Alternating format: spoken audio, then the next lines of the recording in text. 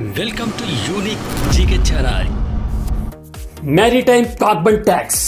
Pacific ద్వీప దేశాలు సముద్ర రవాణాపై కార్బన్ పన్ను విధించాలని కోరుతున్నాయి. అయితే ఇటీవల లండన్ లో జరిగిన ఇంటర్నేషనల్ మ్యారిటైమ్ ఆర్గనైజేషన్ IMO సమావేశంలో తమ మనుగడకు ఇది అవసరమని తెలిపాయి. షిప్పింగ్ నుండి గ్రీన్ హౌస్ వాయు ఉద్గారాలను తగ్గించడానికి ఉద్దేశించిన కార్బన్ పన్ను బలహీన దేశాలకు సహాయపడడానికి, అలాగే ప్రపంచ వాతావరణ మార్పులను పరిష్కరించడంలో కీలక పాత్ర పోషిస్తుంది.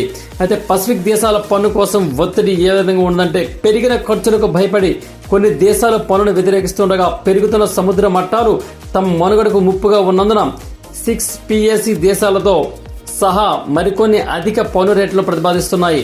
కార్బన్ పన్ను ఉద్గారాలను నిరోధించడమే కాకుండా బలహీనమైన పేద దేశాలకు ప్రాధాన్యత ఇచ్చే పునః పంపిణీ వ్యవస్థను సృష్టిస్తుందని సోలమన్ దీవుల ప్రతినిధి అలెన్ కిసిఓఫియా తెలిపారు. అయితే ఈ వ్యవస్థ ద్వారా సమకూరిన నిధులను వాతావరణ మార్పులతో ఎక్కువగా ప్రభావితమైన దేశాలకు సహాయం చేయడానికి ఉపయోగిస్తారు.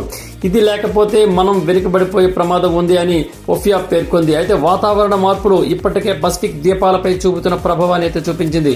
అయితే పన్నుకు మద్దతు ఉన్నప్పటికీ కూడా ఇది వస్తువుల ధరలను పెంచుతుందని, ప్రపంచ ఆహార అభద్రతకు దోహదం చేస్తుందని వాదించే దేశాల నుండి వ్యతిరేకత వస్తుంది. అయితే టన్నుకు $80 నుండి $150 వరకు ప్రతిపాదనలు రావడంతో కార్బన్ ఉద్గారాలకు ఏ ధర నిర్ణయించాలనే దానిపై తీవ్రమైన చర్చ కొనసాగుతుంది. యూరోపియన్ యూనియన్ టన్నుకు $100 రేటును సూచించగా, పసిఫిక్, కరేబియన్, ఆఫ్రికా ద్వీప దేశాలతో కూడిన 6 PAC $150 కోసం ఒత్తిడి తెస్తోంది.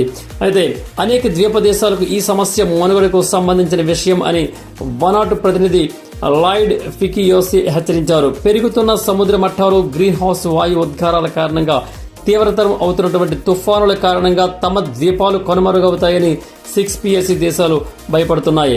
యూనివర్సిటీ కాలేజ్ లండన్ పరిశోధన అధిక కార్బన్ ధర ఈ ద్వీపాలకు మద్దతు ఇవ్వడమే కాకుండా అన్ని దేశాలను ప్రభావితం చేసే ప్రపంచ వాతావరణ మార్పులను పరిష్కరించడంలో కీలక పాత్ర పోషిస్తుంది అని సూచిస్తుంది.